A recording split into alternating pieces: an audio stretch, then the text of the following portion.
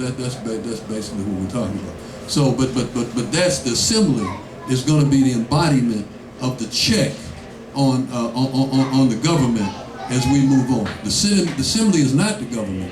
The assembly is the check on the government. Okay. So are you running as independent? Oh, okay. No. I'm not running as an independent. We list ourselves on the Democratic side of the ticket, and let me tell you. You're running as a Democrat. Yeah, well, I said no. I'll say that too. I'm not. No, hold on. Let me tell you.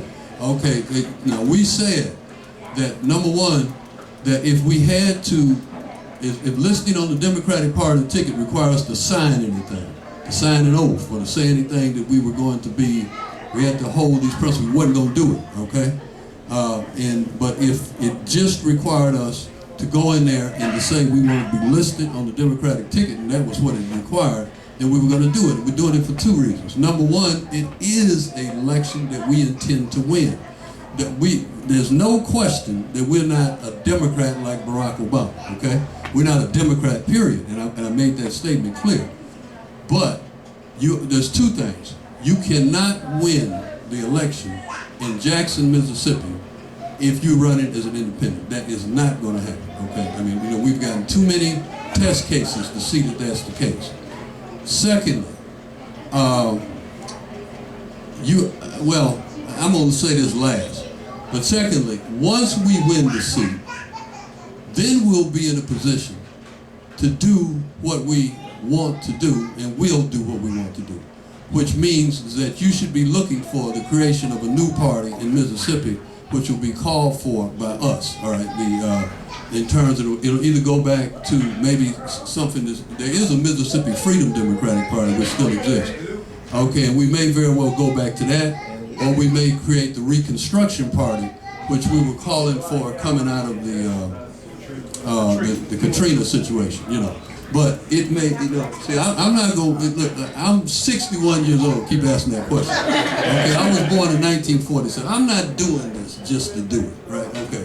I'm not doing this to say I've said something and I raised some consciousness. No. If we gonna do it, we gonna change some history, right? Okay, and that's why we're listing ourselves on the Democratic ticket at this time.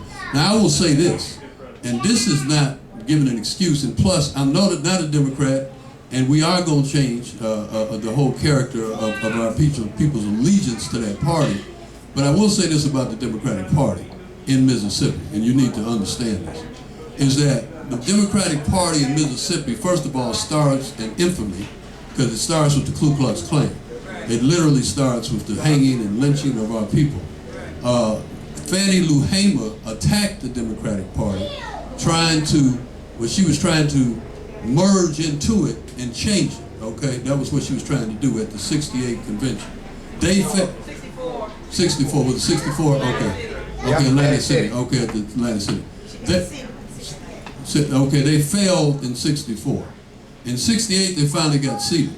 More importantly, which went under the radar, in 72, in the Miami Convention, they actually had they had broken down the Democratic Party to the point where the requirement that half of the delegation had to be black, half the delegation had to be white, half of it had to be women, and half of it had to be men. In other words, the whole character of the party had changed, and that's what Char calls the mass exodus of white people from the Democratic Party. Right now, essentially, the Democratic Party in Mississippi is black people with a few populist whites here and there. That's why Barack Obama won the primary with such mass numbers. I can't remember what he won by, but I'm part. Oh yeah, he killed in Mississippi. No, I'm talking about in the primary now. Right, but not in the general. Okay, not in the general. In the general, no, that's another issue that I should have raised during my presentation. But in the primary, over 70%, probably over 80%, he killed. And you got black people and a few populist whites who still hang on in different areas. White people can't win running as Democrats in white areas in Mississippi. Black people certainly can't win running as Republicans in Mississippi. So it's a different kind of party in a way, okay, in Mississippi in terms of at least the demographics of it, than it is in a number of different places. So that's something to be considered. But the final thing I want to say, relating back to that point the actual general election is that the general election, when they had the Obama general election, they lost in Mississippi. They lost in Alabama, lost in Louisiana, lost in South Carolina, lost in all the 5 states. Okay, lost in Arkansas. He won, the only place he won was in North Carolina and Florida. In Virginia. And he won in Florida. Okay, so basically, Virginia.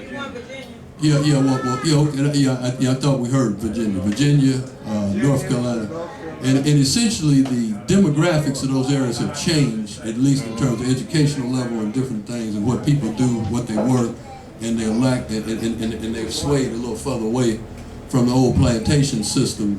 But essentially, we still live behind the cotton curtain. That's clearly the case. And so that says something for some of the things that I was talking about in terms of building coalitions between the counties on the western part of the state.